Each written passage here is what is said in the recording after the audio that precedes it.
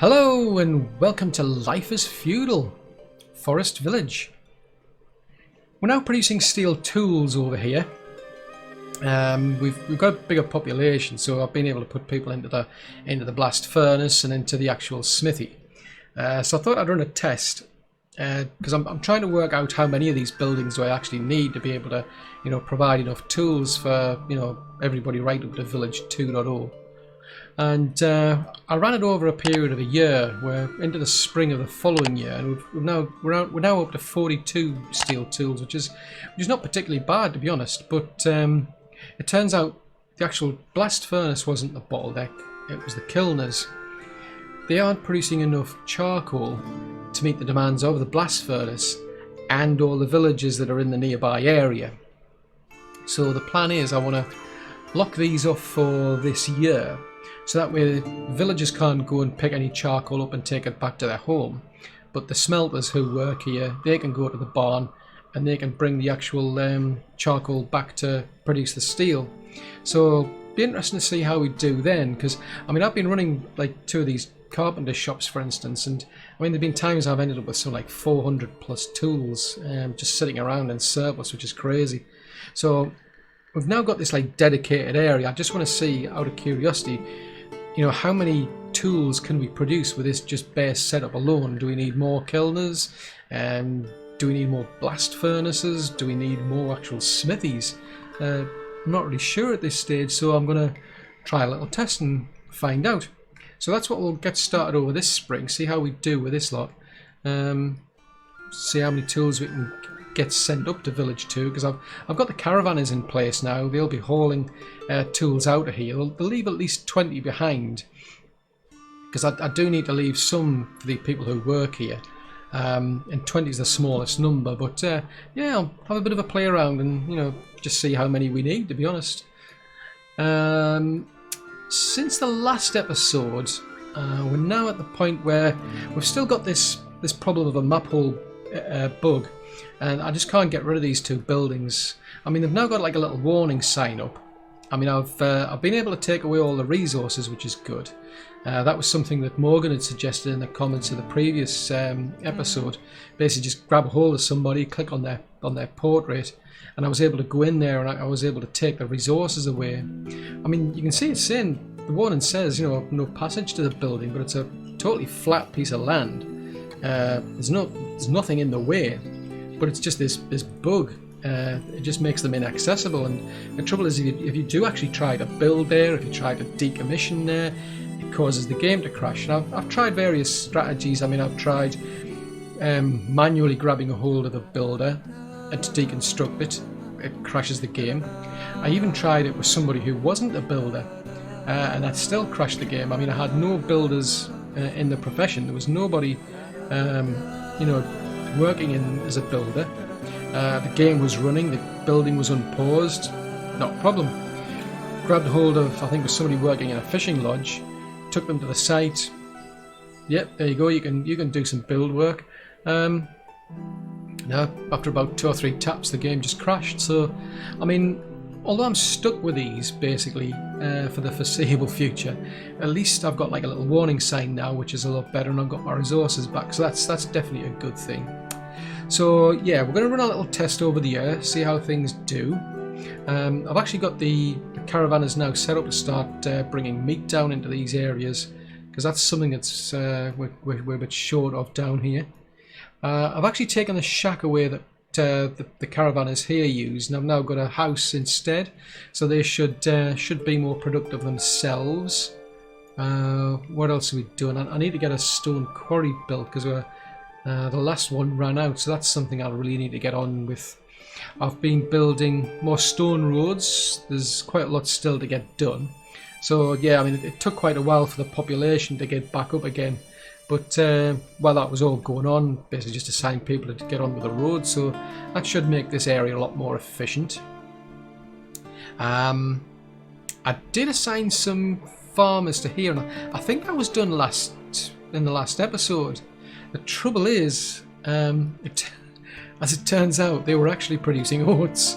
I ended up with like a warning on this barn. It was getting close to full. At one point I had over 15,000 oats sitting in this barn. I've since got the, it's been converted over to potatoes now, but I've now got an actual caravan hauling all these oats out, so they've been dragging them all the way over to here. It's just going to take forever, I think. So yeah, that might explain why there's still a shortage of vegetables in that area. So yeah, that was amusing. But another thing I've since done is I've taken away the fishing lodges up here, along with the little wells that were next to them, because I now need to get on with the next part of Village 2.0. That is to build these like little dedicated areas. So, for instance, people that make the actual pies, the bakers, I want to set up like little dedicated areas. I want to see what sort of combinations I need.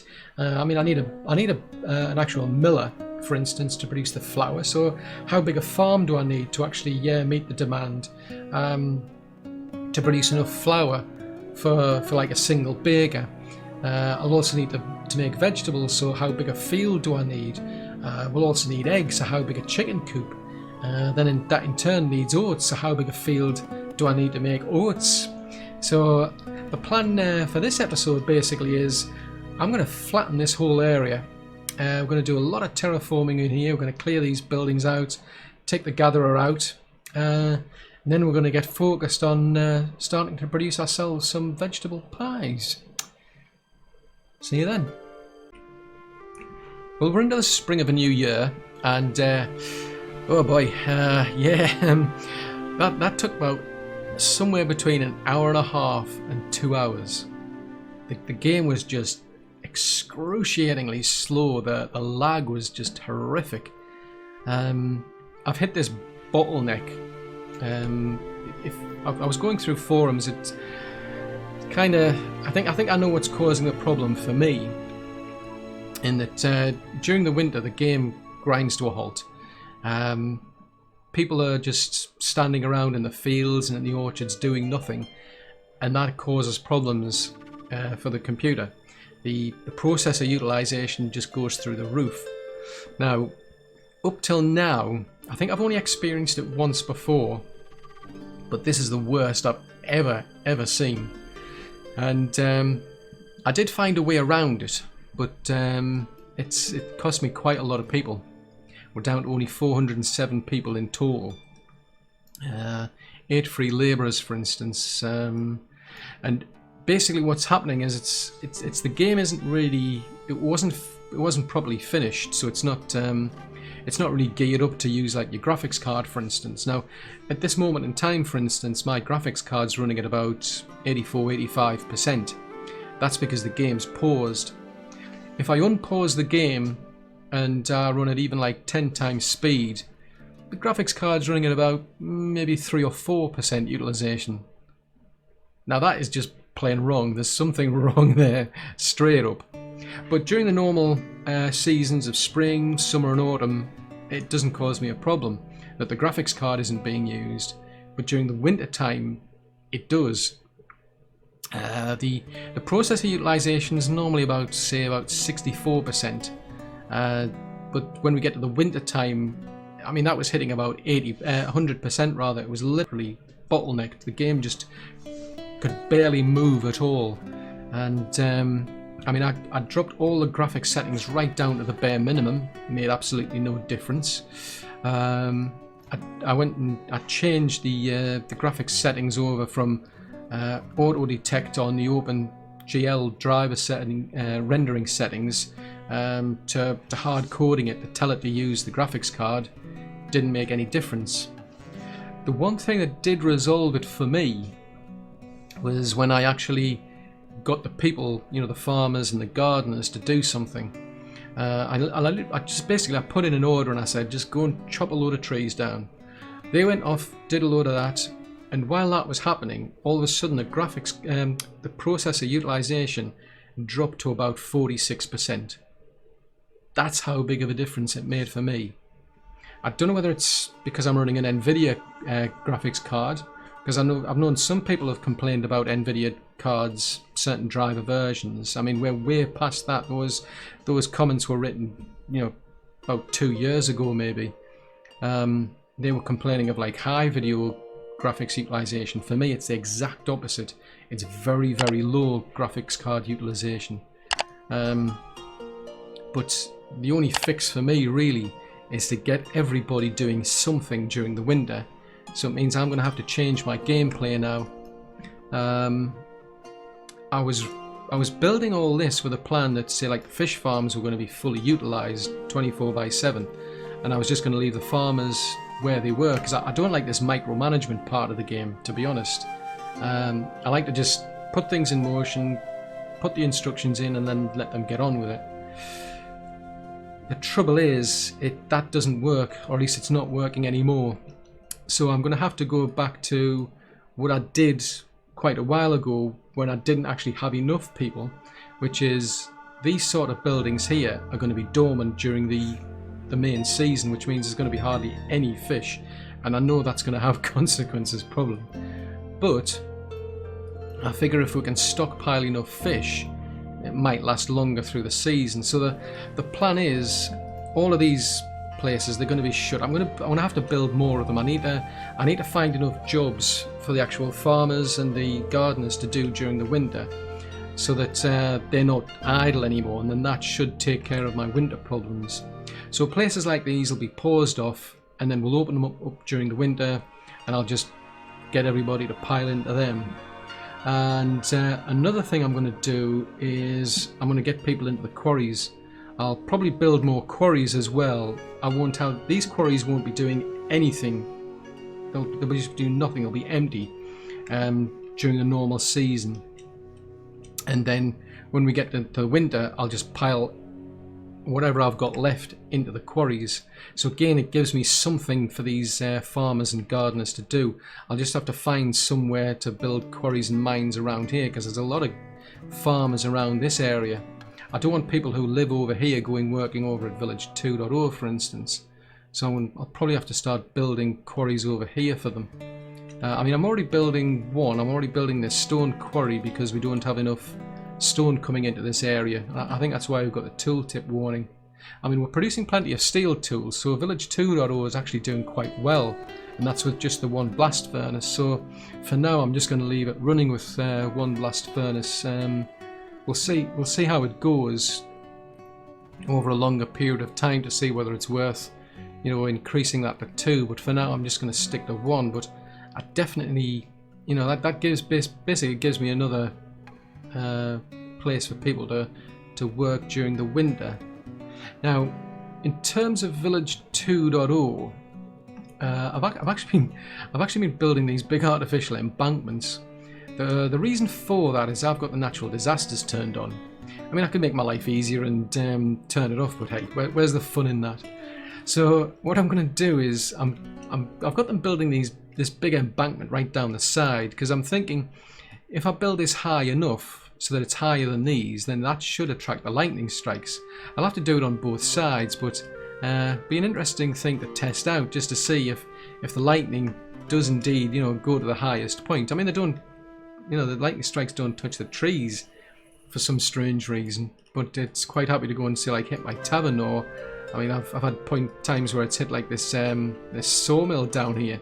I mean, the tower guards are higher, but it's hit with the sawmill. We've got tons of trees, and it's still hit the sawmill. So go figure. But there's only one way to find out, and that's to build it. I'm gonna have to build down the side though, because they're getting to the point where if I want to extend this any higher, people can't get access to it. So I think it's because they need access to the other side. So I'm going to have to run some more terraforming down that side to give them the access. But all the terraforming up here, well, I'd say all of it, most of it's been done. So I've actually now got my foundations in place, so we can do some testing with the bakeries. So we've got a miller down here, and I've got a field here, but it's only big enough for one person. I mean, we're sitting on about 18,000 grain, which is just crazy, to be honest. I've even got one of the fields over here turned off, but there's still too much grain. Now, those fields are big enough for 2 people. So what I'm going to do is I'm going to test it with just one person in the field to see whether they can meet the demands of the miller to produce enough flour for the bakers here. They'll be sharing that barn there. Then the bakers have got easy access to that barn there. They've also got these other barns here on the other side. They'll be storing the vegetables from the field here, and the eggs from the field here. And then, not the field, that would be good if you grew eggs in fields, from the coop here. And then we've got an oat field over here to provide oats for the chickens. It's not particularly large, the chicken coop. I've gone for a relatively small size. And as long as eggs are locked off, we should in theory be fine, but I've got to size it all out, so I've left myself wiggle room to build, maybe an extra coop, maybe more, more oats fields, vegetable fields, wheat fields and so on. We'll just have to see how it plays out. Then up at the top here we've got some housing. I've only gone with basic barns for now because this is just going to be a test area. I'm going to size it all out, run my tests. We'll start with one baker, expand out to two just to see what size fields, for instance, that I need. And then I'm just going to trash it all, do a complete rebuild, and then we'll move on to other types of pies. So that's probably going to take a while to play out because I've got some roads being built. They tend to prefer to do those first. Then once we've got them all built, the plan is I'll come back and I'll just show you how things are going. But one interesting thing I found was this icon was just sitting around here for ages. It's warning of like a medical problem. Normally when they're around that long, it's usually because there's like an animal that's sick, for instance. So I came and had a look, and there was two people just standing around there, and I'm thinking, what on earth have they got? It's taking so long to cure them. Clicked on this person, they've got rabies. It's okay. Had a look at this person, rabies. So what on earth's going on there? It turns out that person is actually the healer, and if the healer's sick, they're waiting for somebody else to heal them, and it's never going to happen because you can't have any more than one person in the healer shop. So these have been just standing around for like absolutely ages waiting to be healed, and it was never going to happen. Fortunately, we've got another healer shop down here, so I've just paused that off, and that'll sort that out for them. So yeah, I thought that was quite amusing. But anyway, I'm going to get on with all this terraforming, all the work over here. Fingers crossed we'll be able to get through the winter. So see you then. Well, it's taken a fair while to get to this point, but we've now got all of the buildings up and running over here. They're all occupied as well. Now it is going to take a while for the actual the baker here to be able to get the resources they need, but that's not that big of a deal. I mean, we're going to probably run it for about a year, and then we'll start to see the following year how they do, because we're going to have to wait for the fall for all of these fields to start producing things. Now the chicken coop, I've actually just I got this chicken coop here once that one was built. I mean, I was actually really lucky. I deliberately left this coop unfinished until this spring, and I had to grab a hold of somebody to finish it off because the builder literally walked all the way up here and then suddenly decided to go home to go and get some food. So I grabbed a hold of them. It was really slow, even at ×1 speed coming up here with a builder, but we finished it off, and then a blooming wolf came along pretty much straight away, and I just managed to get rid of them before the wolf managed to take out my only chicken. So what I've now done is I've gotten all of this. Well, I went to this pasture here, and I told them to send half of the chickens over there. So they should, at some point, we should start to see the little chickens coming out. Yeah, they're all going to slowly walk all the way up to the other chicken coops. That's quite amusing, just watching them just waddling along the road. But yeah, this is now up and running, but as I say, it's going to take a while longer. It did take quite a while to get there, because obviously we had to build the roads, I had to wait for them to get finished. It took quite a while to get all the resources brought, to get the buildings. And then I ran into problems during one winter because I was putting people into these quarries during the winter, the farmers and the gardeners. And the problem then was that we ran into hypothermia. the actual mines that are scattered around, they were only built and set up to cope with about 4 people, because that was my target. I didn't want to like produce tons and tons of resources. So yeah, I lost quite a lot of people to hypothermia. So then we got into a year where I was ready to go with this, but we just didn't have the people. So last year we opened these 2 houses up. So these have been occupied since then, and now I've just allocated people to all of the jobs. So there's 1 person who works that field, 2 in that field, 2 in that field, and then we've got 1 person working in the actual pasture. Now, I'm assuming they're going to produce enough eggs, because there's nobody else who's going to need them. Eggs are all locked off at the moment. So the question then is, will we produce enough oats to keep the chickens going? Will we produce enough vegetables to be able to provide for the bakery, as well as for the people living here? Because they've got no other source of food at the moment. They'll probably end up coming down here to get their food. But they'll probably come straight to these barns here to get their vegetables. So we'll just have to see. Now, obviously, it's going to take the first harvest isn't going to be until the end of this year, so it's going to be round about next year where we'll start to be able to test it out and see how it goes. Now, because of the problems with the mines, what I've done is I thought, well, that's not much of a long-term strategy, because another problem I've run into is that these mines, they get depleted pretty quickly.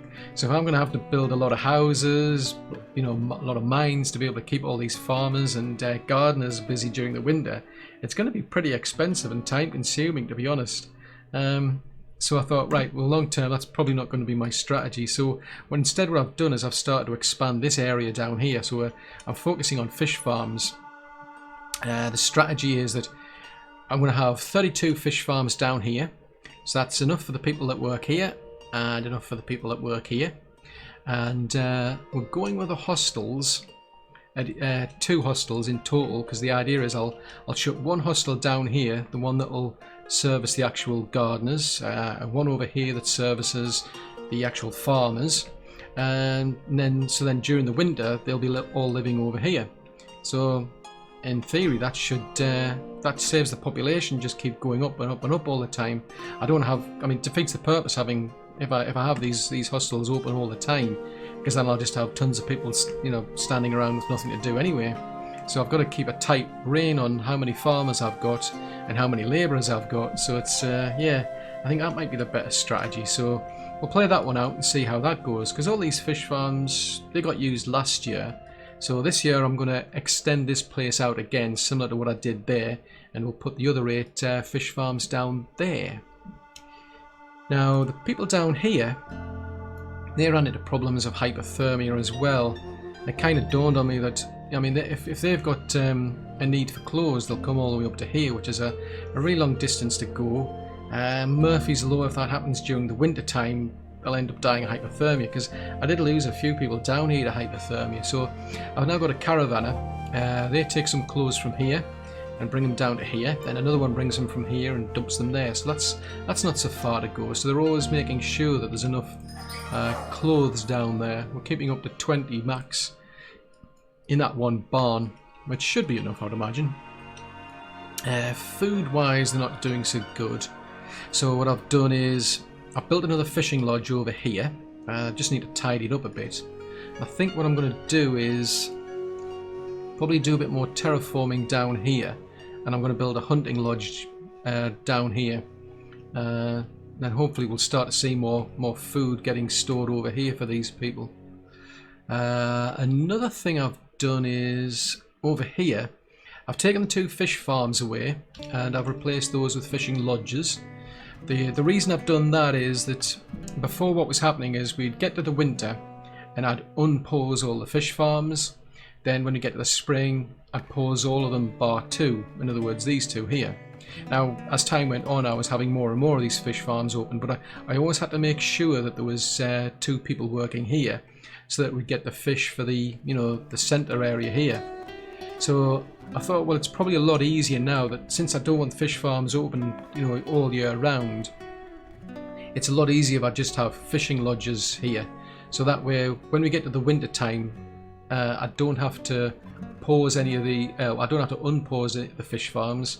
In the spring I don't have to pause them. I just have to put people into the actual fish farms during the winter, take them back out during the spring. So that should make life easier for me. And then when it comes to Village 1, I'm not planning to expand here any further, because the whole idea really is we want to get rid of Village 1 and replace it with Village 3. Rebuild it based on, you know, lessons learned over here. And based on these problems I'm experiencing during the winter, the strategy seems to be more in terms of, you know, something like this, where we've got, you know, several people working here all year round, and then just a few people working in small fields to produce the pies that people need. As long as people are eating pies, they need fewer of them.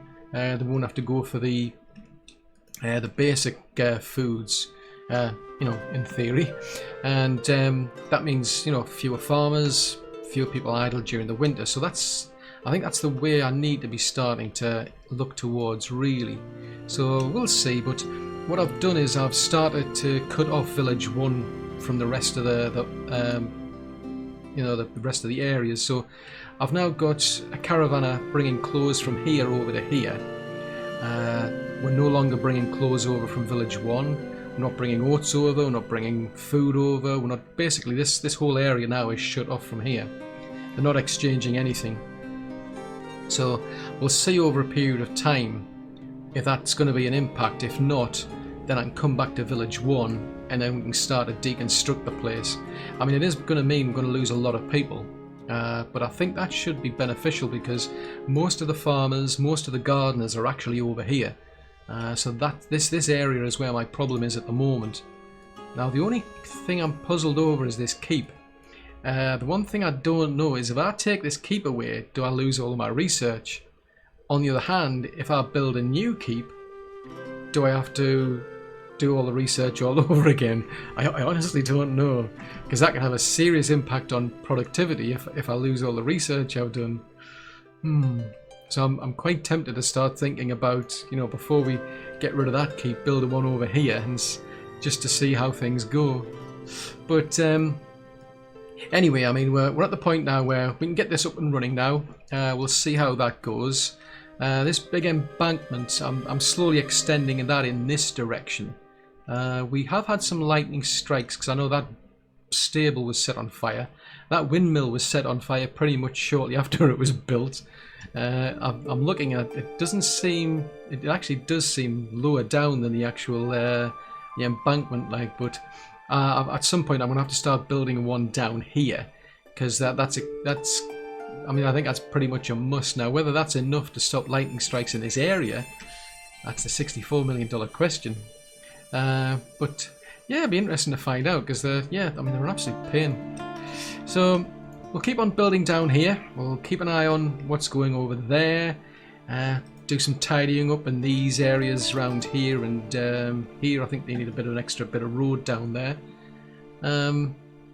Play this out, see how it goes.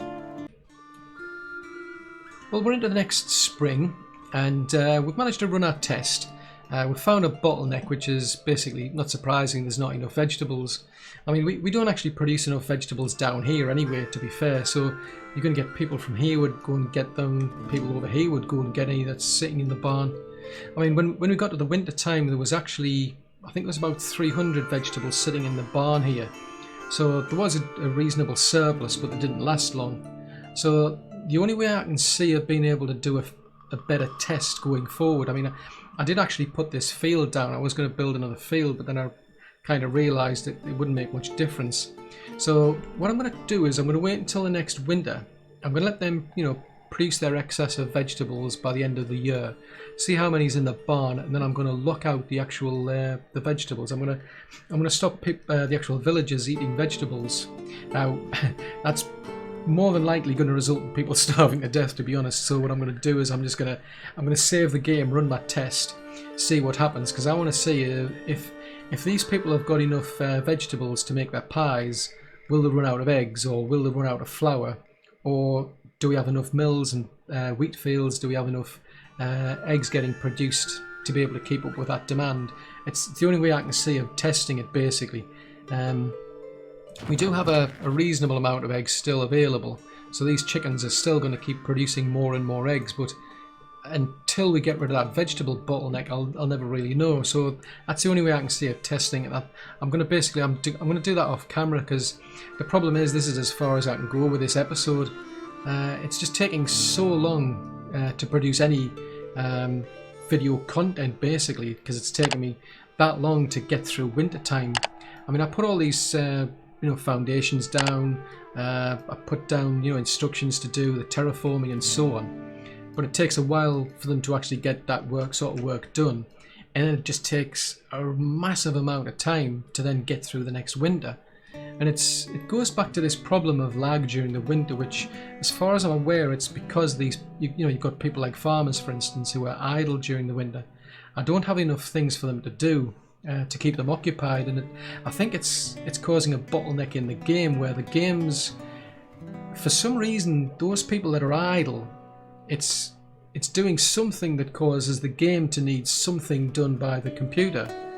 And there's just so many people idle that it's just busying the computer out effectively. I mean, the actual computer itself isn't that busy, to be honest. I mean, it's if I was to pause the game and then run something in the background, it's fine. If I was to quickly jump down to the desktop and run something while the game's still running, it'll still get things done. But while I'm actually watching the game, the graphics utilization is extremely low. It only seems to get used when I'm either idling, where the game's on pause. So like now, for instance, the GPU's at about 73% for this game. If I ask the game, I'll ask for like some trees to get chopped down, the GPU goes to about 23-24%, I think it is. But while I'm just playing the game, if I'm just literally sitting watching things happen, for instance, the GPU will drop to like 2, maybe 3 or 4%. So for whatever reason, the game isn't properly optimized to take advantage of the graphics card, and that's having this big knock-on effect. I don't know if that's the specific reason for why it has the lag in the winter, because I know in the winter that's when the graphics should be at its most in demand, because you've got all the snow coming down, you can get dark nights and so on. Yet the GPU doesn't see much demand, to be honest, during the winter either. And I remember when I first started playing the game, when I didn't have many people, I could zip through all of the seasons at about 10 times speed, whereas now, even with the graphics right down to the bare bones, if I'm running the game at times 1 speed, it's excruciatingly painful to watch somebody trying to move in the game. It is that slow. I mean, I can speed it up if I get people to chop the trees down, for instance. But the problem for me is I've got 2 villages, and what happens is then people will come across from another village, typically. They'll chop those trees down, and then they'll die of hypothermia on their way back home. I'm not at a stage where I can get rid of village 1, because we're just not producing enough food in village 2. So I am literally stuck in this situation again. I'm kind of back to square one. In a way, even though I've kind of resolved the starvation problem, I've now run into this problem of lag during the winter, and it's practically making the game unplayable for me, at least in terms of being able to get video content out anyway. I mean, I can get things done like during the normal seasons, but that's usually just about as far as putting the foundations down, the terraforming and so on. I've then got to wait for the entire season, then I've got to wait for the next year before things are probably ready. And then that's when I can come back and report, but I've got that big gap waiting over the winter before I can then report on anything. So I think what I'm going to do is I need to find a way to get around this problem, because I've just got too many people, basically, too many idle people. I need to reduce the population, try to get it down to a point where I only have as much people as I need. I'm building things like these fishing farms, because as long as I've got a lot of these during the winter, then I can bring people from the fields and the orchards from here and put them in here. As much as I don't want to do anything for village 1, I don't see any other option. I'm going to have to do the same over here. I'm going to have to build more fish farms over here, because that's where most of the actual farmers and gardeners are, I suspect. So I'm going to have to get enough fish farms over here to meet the demands of these people, so that when we get to a winter time, everybody's got something to do. But at the same time, I'm going to have to reduce the population down to what we need, because we do produce a lot of like excess vegetables. So I've already started like pausing off like one of the fields here, for instance. Not doing so well on fruit for some strange reason. I'm a bit surprised. I've only got one fruit. Yeah, there's only one orchard over here that's paused off. So that's a bit surprising. I think I keep forgetting I keep needing to change this back from cherries over to apples. They're not as good. Apples will go down to like 0. These have got a much lower tolerance, and they grow at normal rate, whereas these are they grow faster. So that should probably help. I'm trying to think what these ones are actually. Yeah, they're just apples as well. So I mean that's 4. That's. I'll tell you what, make life easier, I'll just swap them around for now. So they can focus on them, and I don't have to worry about those ones for now. But I really need to also solve this issue of food, because I want to get rid of Village 1. We're not producing enough vegetables, we're not producing enough meat. So I was having a look over here, we've got a big excess of meat, and a lot of it's like sitting in barns over here. There's a lot of meat over here, there's a lot over here. I think there's a lot over here, and there's a lot of it over here. Now, the only thing that's really different, I'd say, I mean, we've got slightly more cows in Village 2 than Village 1. We've got the same amount of chickens, but what we don't have any pigs, and we don't have any sheep. Now, the pigs do produce a lot more meat. So, what I'm thinking of doing is, I'm actually going to get rid of the chicken coops. I'm going to switch over to pigs going forward for Village 2. So we're going to get rid of this coop here, and we're going to put a pig farm in. We are going to put in another farm over here for oats, because I know pigs eat a lot of oats. Does mean more farmers, so I'll have to find a way to compensate for that. But once this is all up and running, I'll get rid of the chickens and replace them with pigs as well. In theory, as long as we're producing more meat, there's, it gives people slightly less of a demand for, say, probably fruit, or for apples, the fruit or the potatoes. So we might then see like an uplift in the amount of, vegetables being made. I mean, there's just no point having these chickens, to be honest, as far as I can see now, because the original plan is I wanted to be able to produce tons and tons of eggs for this area, and then be able to export all those out to here. But as I found, they're just going through so many oats, it's just crazy. The other issue is I'm having to lock out the actual eggs in order to be able to run things like bakeries, so I end up with just all these eggs going to waste. So I may as well have something that just produces more meat, basically. I mean, we'll get more calories out of meat. I mean, I suppose the two of them combined might be better, but as long as the eggs are locked out, there's just no point having chickens. So yeah, there's a few things I'm going to focus on. Trying to get more fish farms on both sides, so we can try and address the population being idle during the winter. Try to get more meat into this area and see if that has a knock-on effect to produce more of these. Well, not so much produce more fruit and more vegetables, but have more of them in stock. If people eat more meat and less of the others, you see.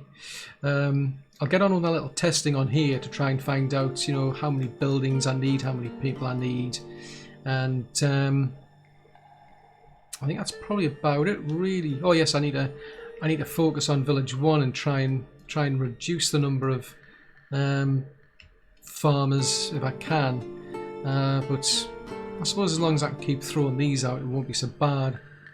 But yeah, I think that's pretty much. I mean, there's a lot to do, but because the game just takes so long to do, I'm just going to have to do that off camera, and then I'll come back and report to you in the next episode how we got on. So that's it for this episode. I do hope you've enjoyed watching it. If so, then do please leave a like, as that'll help me out a great deal. If you're new to the channel and you'd like to see more content, yes, do please subscribe. Just remember to click the little bell icon, because then you get notifications when I send new content out. And if you've got any comments, if you've got any suggestions, if you want to leave any feedback at all, especially if you've got any advice about this this problem with the winter lag, do please post that in the comments section below. Till the next episode, thanks very much for watching. Bye!